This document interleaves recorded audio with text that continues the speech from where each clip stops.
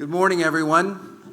Welcome to the Manor House, and welcome to Parkinson's Support and Wellness's Harvey Cheyette Spring Forum. We're pleased to see everybody here. It looks like we're going to have a full house. I'm delaying things a little bit so we can let some of the folks who are just arriving get seated.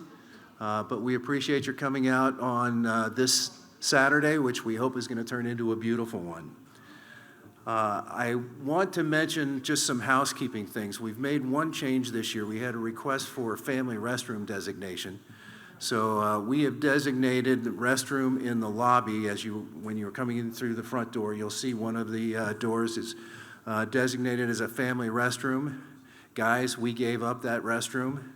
So if you need to go and you don't need assistance, when you leave this hall, if you turn left and go further down the hallway, you'll see another set of restrooms in the adjacent lobby that's down the hallway there. So hopefully that will work out for everybody. I hope you're enjoying breakfast, and we have a great lunch that's coming up later on today. During the day, our exhibit hall will be open.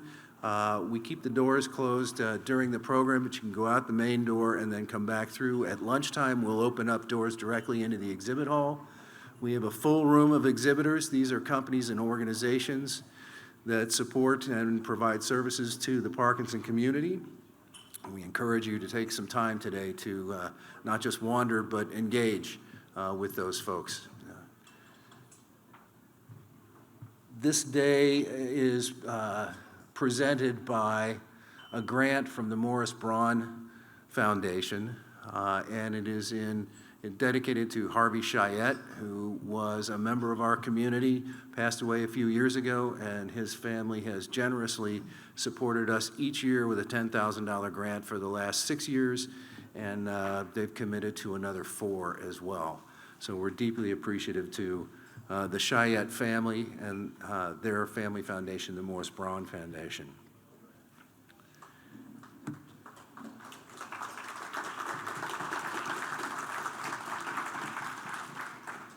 So we have our presenters that will be speaking today. You should all have programs. Thanks to Becky and her team for putting the programs together. And you can read about each of them. But I think you'll find their presentations today are going to be both valuable and uplifting. So we hope you leave today with a greater sense of the services that are available to us, and also with Dr. Espay, he'll be talking about updates on research as it's going on at the University of Cincinnati. I also want to thank our community sponsors. Let me see. We talked about the Morris Braun Foundation, but I think it is interesting to note that their lifetime impact so far is nearly $90,000, and they're committed to, again, another $40,000. So we really do appreciate that. Our community sustaining partners, Supernus Pharmaceuticals, and you will find our sustaining partners have tables in the back of this room, so they're a little bit separate from the exhibitor hall. We appreciate their financial support. Supernus supports almost everything we do. They're at every event, and as you can see, the lifetime impact from Supernus has been nearly $100,000 over the years. So again, we appreciate their support. Amnio, another proud partner, also great friends who support us and everything that we do. Partner for 7 years, their lifetime impact of over $36,000. And finally, AbbVie, also another proud partner who has been around for a number of years supporting us in all that we do, and their lifetime impact now over $25,000. So they help to make this possible. This place is a really nice place, but it's not inexpensive. So we really appreciate their support to help us put this on. And I would encourage you to go and meet our friends at their tables, talk with them about their products and how they might help you. And if you would, join me for just a quick round of applause for them. Thank you.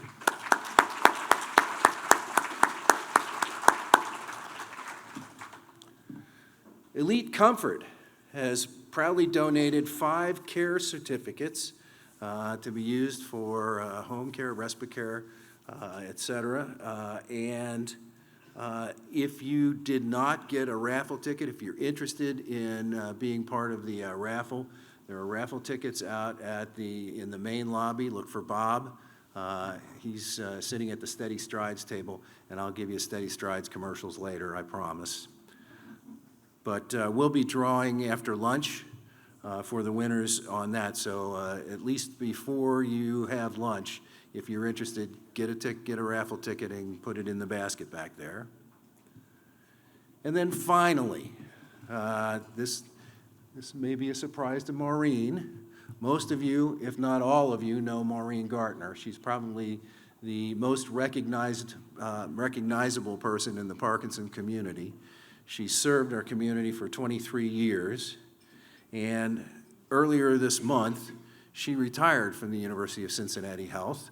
We're happy to say that she has also been an important member of our board of directors, and she's not retiring from the organization. There's Maureen.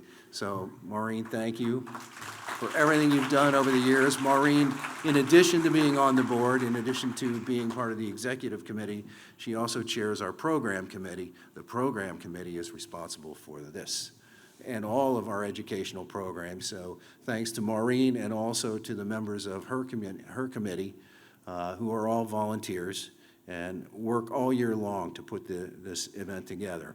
You may notice that we have hearts on the table. What we'd like you to do is, if you would like to fill out that heart with a personal message to Maureen, we're going to gather those later, and at the end of the day, we will give her a basket full of hearts. So if she's touched your life in a positive way, and I know so many of us would say that has been going on for a long time, if you could write something down and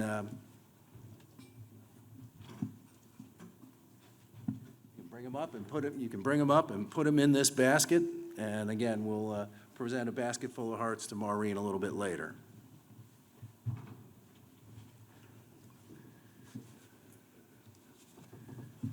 So those are the hearts.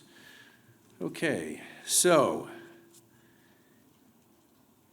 it's time to get into the program. It looks like the rush has ended, so enjoy your refreshments, your continental breakfast as we get started. But our keynote speaker today is Veronica Sterling, and I'm not going to read through her whole bio. You will see a write-up for her in our program. But Veronica is the former CEO of Hospice of Southwest Ohio, and she has developed a purpose-driven message on leadership, resilience, and navigating change. With over 20 years of executive experience, she created the commitment compass that she's going to tell us about this morning. Without further ado, I'll ask Veronica to come up, and we'll get our program started. Thanks, everybody. Hope you enjoy a good day.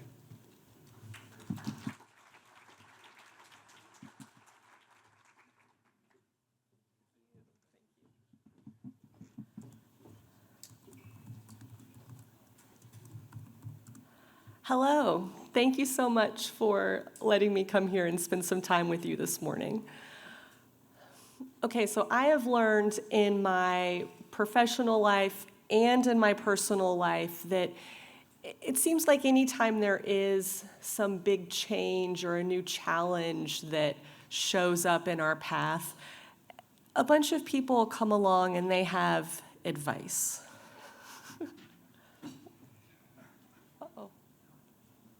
Oh, my clicker doesn't work. Well, my clicker's not working. I am not going to stand up here today and give a bunch of advice to you. And I heard some of you chuckle when I said that. So you all know who these people are that I'm talking about, right? And they do have good intentions when they share their advice with us. So we are grateful. But my hope today is to share a bit of my story with you, some of my personal story, as well as some of the lessons that I've worked through the learned through the work that I've done. Because I do think that sometimes a change comes along in our life that is, it's like it's so significant, it just sort of takes the ground right up underneath us and it just shifts us into a completely different path. For some of you here today, that shift was a Parkinson's diagnosis, and for others, it's a shift into this new role of being a caregiver. And this is why I think that the advice doesn't always fit, because it's like everyone comes along with this map and they say, hey, here, just do these things. This will help get you back on the right path. But you know that the path has shifted so much that back isn't always available to you. So I'm just going to drop you right into a pretty wild part of my story. In 2018, my husband and I decided that we were going to renovate a vintage Airstream motorhome and travel to all 63 national parks. This was, well, some people in our lives said it was foolish. And maybe it was, because we had never owned any kind of camper or motorhome before. You can't actually drive to every national park. We found our Airstream on Craigslist, and we drove out of town. We handed over our cash for this Airstream dream, and it broke down on our first drive home. We spent over 3 years completely gutting and renovating this motorhome. It was so much more work than we ever thought it was going to be. I'm glad that we were so naive when we started it. There were faulty wires, there was water damage. The first time we put gas in it, it just spilled out onto the ground underneath. But I am so happy to tell you that we did it. In the last 4 years, we've traveled over 40,000 miles together. We've visited 40 national parks. In 3 weeks from today, we're leaving again. We're taking a 2-month trip, and we're going to see a dozen more. So if you were worried that a former hospice CEO would stand up here and just be talking about death and grief, I want to assure you that my story has taught me to focus more on living a meaningful life, and that's what I try to spend the most time talking about.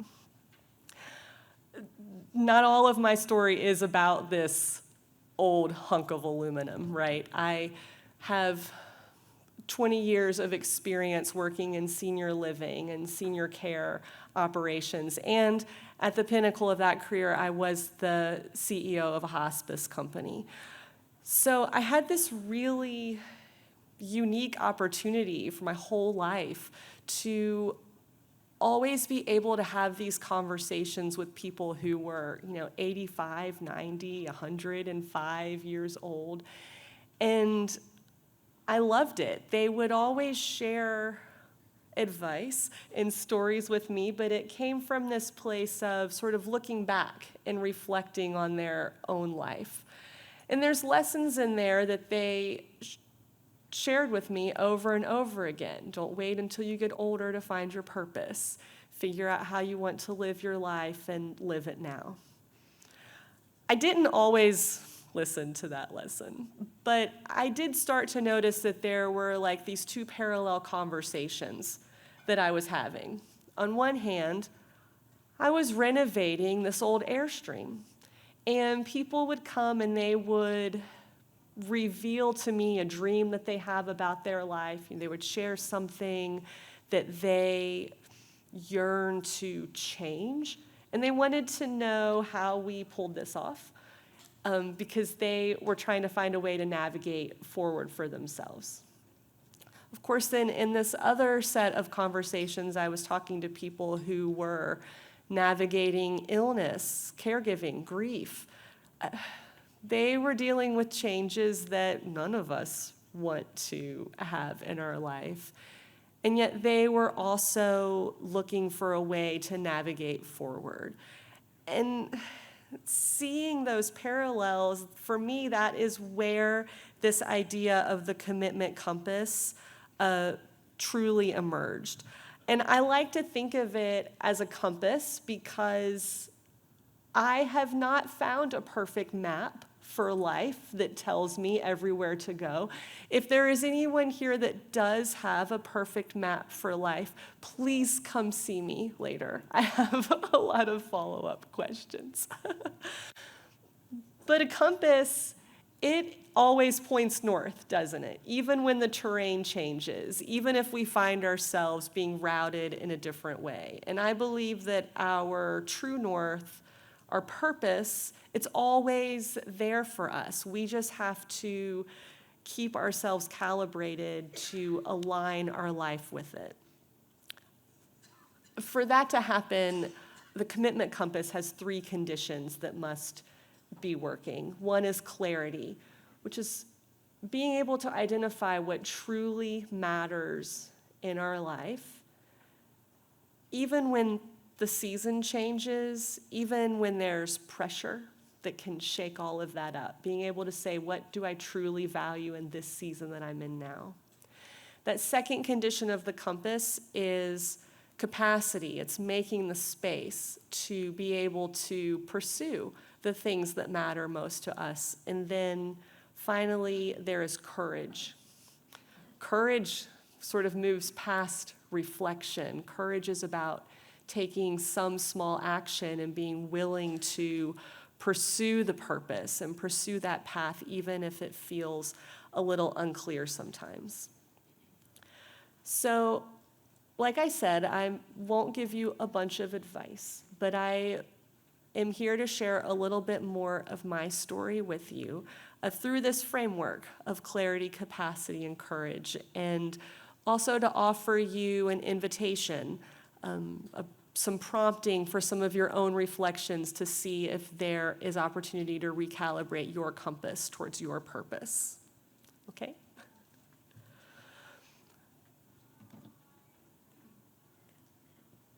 So the first element is clarity.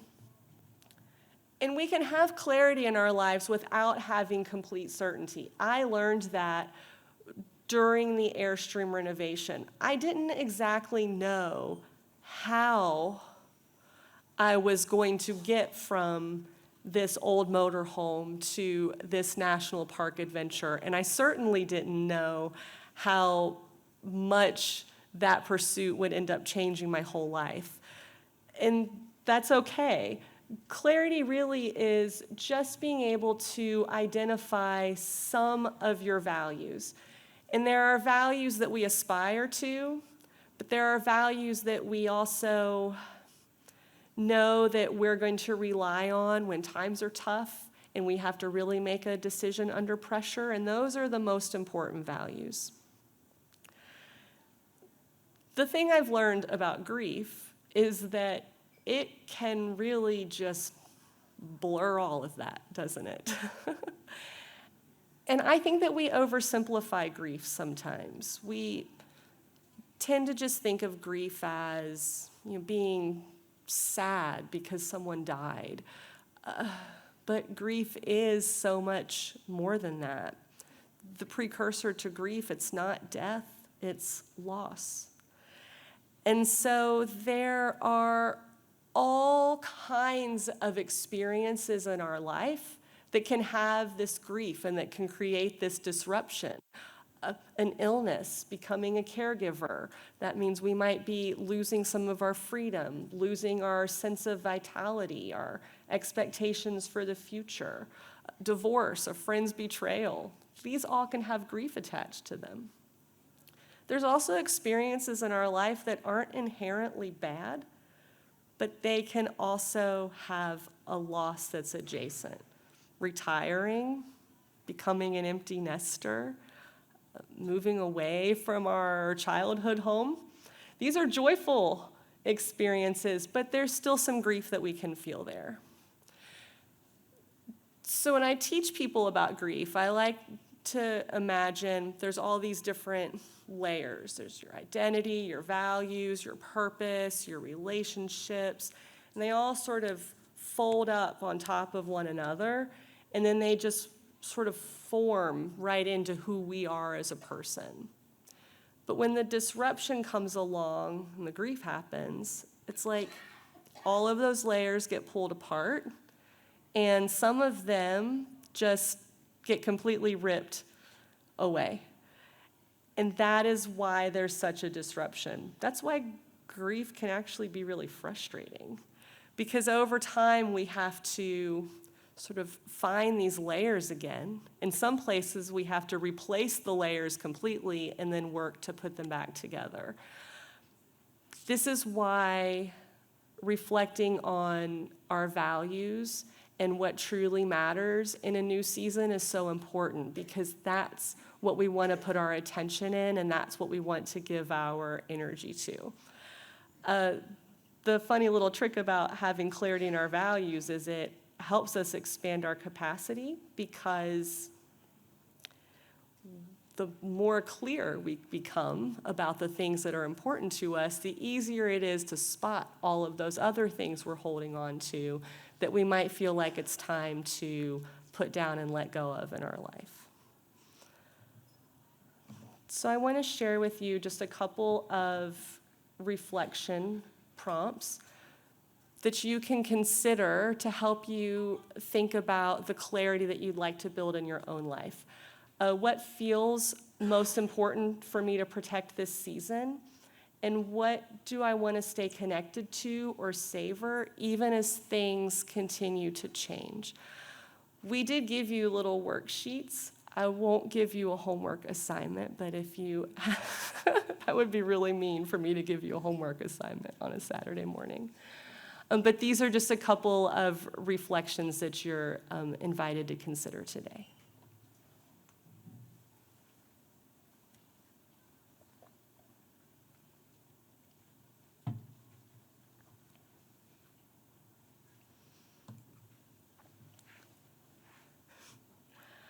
And I will tell you another story. I'm going to tell you about this woman. This is my husband's grandmother, Mabel. She is one of those people in my life who was always giving me that lesson to live your life now. Find what's important to you now and go after it. Mabel was awesome. She lived to be 99 years old. She traveled to over 65 countries. Mabel was a secretary for a general in World War II, and she joined the Army so she could travel and see the world. So these are some old shoebox photos I found of China, Indonesia, South Africa. She really went everywhere. And she inspired a lot of interest in travel adventure for my husband and I too. And so, we'd take a little trip here and there. I'd always be working somehow on that trip. I was never fully engaged, I thought that I had it all figured out, right? I thought I was pursuing this adventure and doing things I liked and really heeding Mabel's advice for me. At some point, I had to face the music. I was really chasing this progressive checklist for my life, and it was building a lot of success for me, but there was a question that I had to ask about the cost. And then in 2018, my mom died. And she was only 63 years old. And she died actually about a month before we bought the Airstream.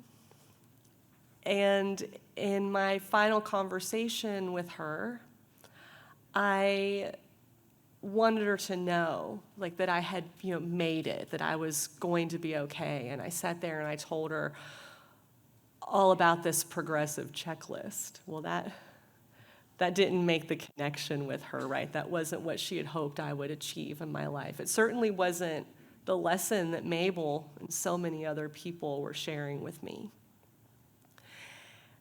And so what became very clear to me is that I had to start figuring out what I really valued and how I could find a way to pursue it. It still seems kind of crazy to me that buying this Airstream and renovating this vehicle to make even more time to travel would be the path that I was on. But I do think that somewhere in there it also was like I was renovating my life a little bit. Like maybe this 14,000-pound hunk of aluminum was a metaphor for how I should be living.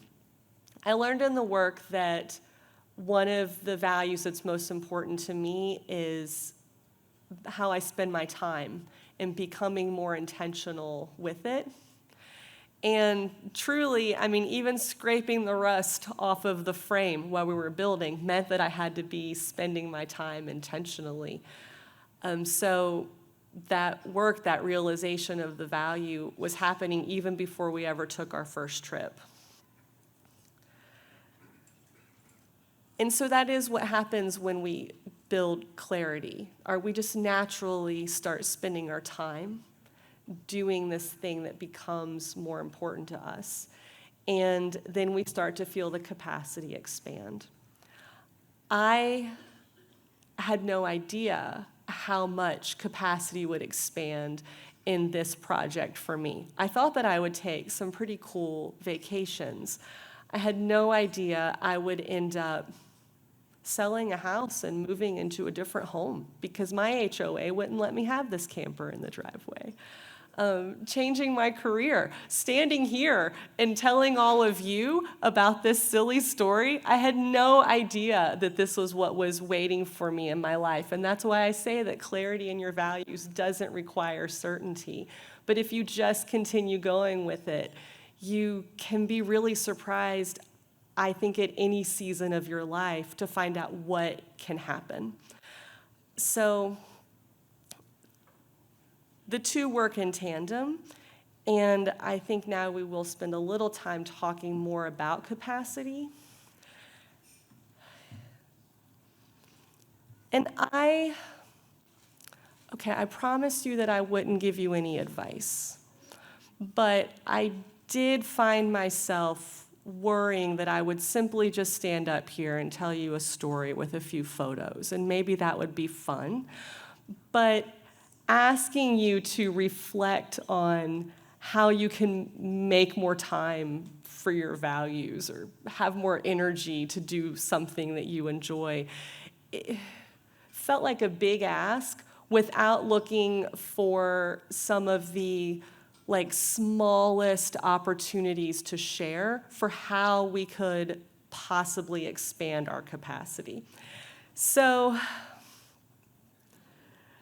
I like to read a lot, so I started getting into the research to see what can we do to expand our capacity, and I came up with this list of micro moments of energy, like stress relieving things that we could do. And I thought, okay, I promise no advice, but this still sounds kind of fun to share.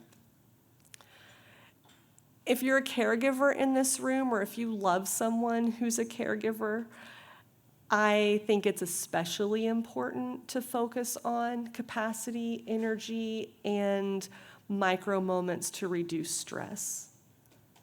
Because I do think that we forget sometimes how much work and how much of a stress load is placed on a caregiver.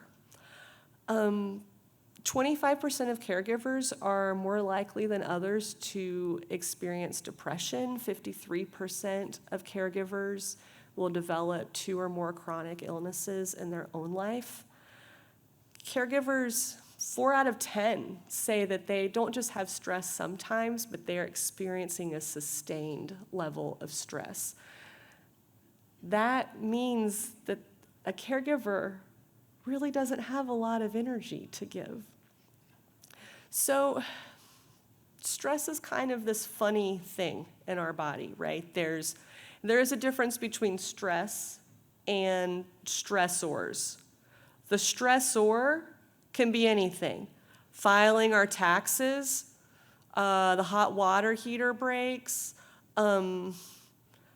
developing an illness, becoming a caregiver, having to resolve an interpersonal conflict with our friend. These are all stressors. And they create this stress in our body. And sometimes it's just a simple little, okay, we have to file our taxes. That is stressful. It completes, and so does this stress cycle in the body. But some stressors stick with us for a long time. And when that happens, that means the stress sticks with us for a long time. And even though there's this huge list of things that can be the stressor, the stress is pretty simple. There's only so much that can happen. Your heart rate's going to go up and down, your blood pressure gets higher and lower, lab values change. That's pretty much it. So that's why I thought, okay, what can we do to sort of siphon off some of the stress, even when we can't get rid of the stressor? And I found a few things. Okay, number one is move your body. It's everyone's least favorite because it's what they've been telling us our whole life, right? Take a walk, go jumping, do a blah, blah, blah, blah, blah. But these are micro moments. So when we talk about a micro moment to siphon off some stress, we're talking about shaking our leg, shaking our arm a little bit, wiggling our fingers. That gives our body just a little bit of movement. And when we can move our body in any way freely, it triggers like instinctively, hey, I think I'm in a safe place right now.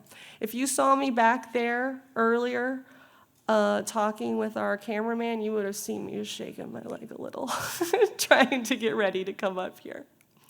Breathing is another micro moment. The thing about breathing is we're taught to do, box breathing or to take deep breaths when we feel stressed. I am going to encourage you to consider doing deep breathing when you don't feel stressed because it can help just kind of lower that level in our body before it starts to get too high. Belly laughs and big old cries actually release all of the stress in our body. So if you feel like you've just got to cry and get it all out, well, good. You might actually feel a little better after. And there's bonus points if your belly laugh is happening with another person, because social connection is one of the best ways that we can relieve stress. When we have a social connection with other people, it releases all these hormones in our brain, and it just makes us feel good.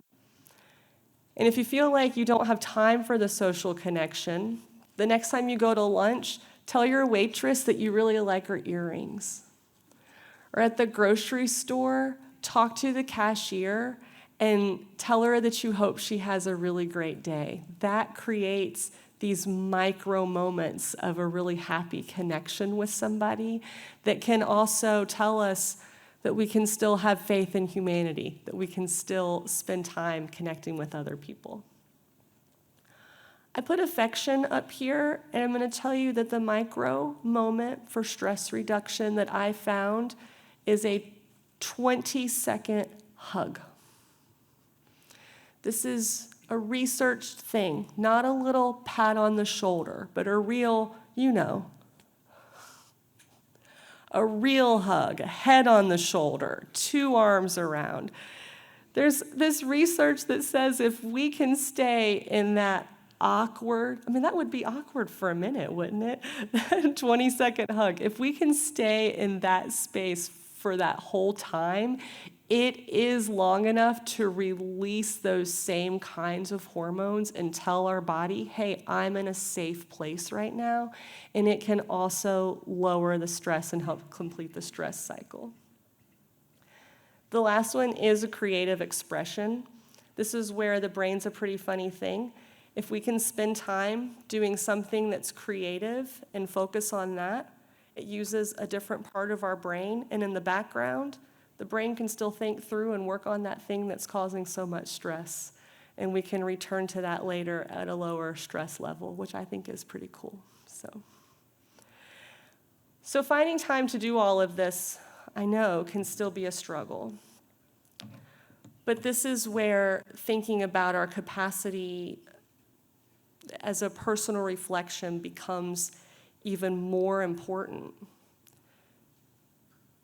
Because in that moment of reflection, we might ask ourselves, what feels heavy or draining to me that I might be able to loosen my grip on?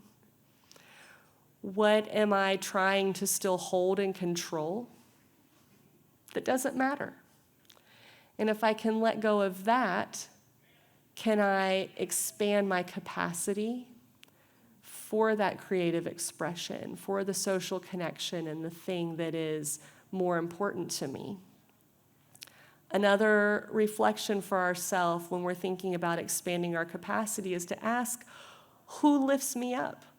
Who is that person that I actually want to hug for 20 seconds or have that big old belly laugh or big old cry with? Knowing who those people are is paramount to having success and meaning in our life.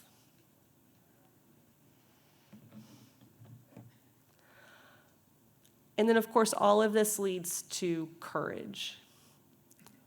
And courage is less about reflection and more about action, even the smallest action towards taking a step forward on our path. Courage is resilient. The path that many of you are on is a very resilient pursuit. And resilience is frustrating. That's it. It's very frustrating because we're always navigating how to move forward, how to find meaning again on this changing path, how to pull all those layers back up and place them together and make them a part of us. That's a lot of figuring out. And I don't think we're given enough credit for the effort that a resilient pursuit actually takes from all of us. But courage isn't just about trying to push through. It's not about saying, oh, I can handle this stress, I can do it on my own, and I can just, no matter what the cost, I can just keep going ahead. Courage is really about finding a way to move forward. Courage is believing, even in a disruption, even when clarity is suffering. Courage is believing that there is still space in our life for purpose, and that there is a possibility of pursuing that purpose in a new and sustainable way.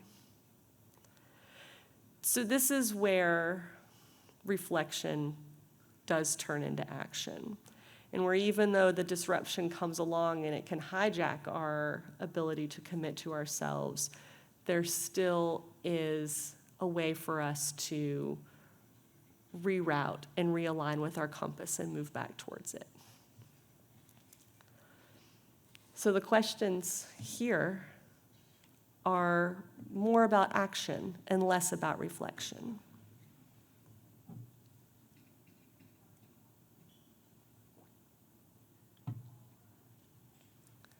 What is one small step that I can take next week to honor what's most important? What is one boundary or adjustment that would make my life feel more sustainable? How can I ask for help? Now that I know who lifts me up, what is a sentence that I can say out loud and have at the ready when I know that I need more help in my life? I don't believe that having a purposeful life means that we have a life that is free of stress or free of grief. I believe that it's building a life that is big enough to have room for both. And it doesn't always seem like there can be room for both, but that's not what my work taught me. Certainly, that's not what I learned while working with a hospice organization. I mean, I could walk down the hallway and see a family at a bedside. They're holding hands, they're crying. Continue walking, and a few minutes later, I hear laughter just erupt from the room. I can think of so many times where, there is a husband and his wife has dementia, and he is so broken because he misses her. But his whole face will light up when he talks about how they first met. So in my work, I saw over and over again that at the end of life, there is space for grief and joy. And what that's taught me is if that is true, there must also be space for both in the middle of our life as well. It really changed my view of everything. So let's close today. I'll share one last travel picture with you. She says it's dangerous. I want to close our time together reflecting back on the same idea where we started. It's the idea of a compass. See, a compass always points north, and your true north, that purpose, is always inside you. And yes, sometimes life will shift. Sometimes something will happen and move all of the ground and disrupt everything in a way that we never expected. And yes, we will wonder, is there space here? Is there energy for me to deal with this and also still connect with the things and the people I love? Is there room for me to navigate this and still stay true to my own values and my own self as everything around me feels like it's changing? I believe the answer is yes. Your compass, it doesn't promise any certainty, and it doesn't offer a quick fix. That compass won't push you forward. But if you can look to it, if you can think about your clarity, naming what truly matters most to you in your life now, build your capacity to have some energy to pursue that. And then finally, find the courage to take even the smallest step forward. Then when you look to your compass, I believe that even as the terrain has changed, even if the path sometimes seems unclear, you will be able to look ahead and find your true north. Thank you.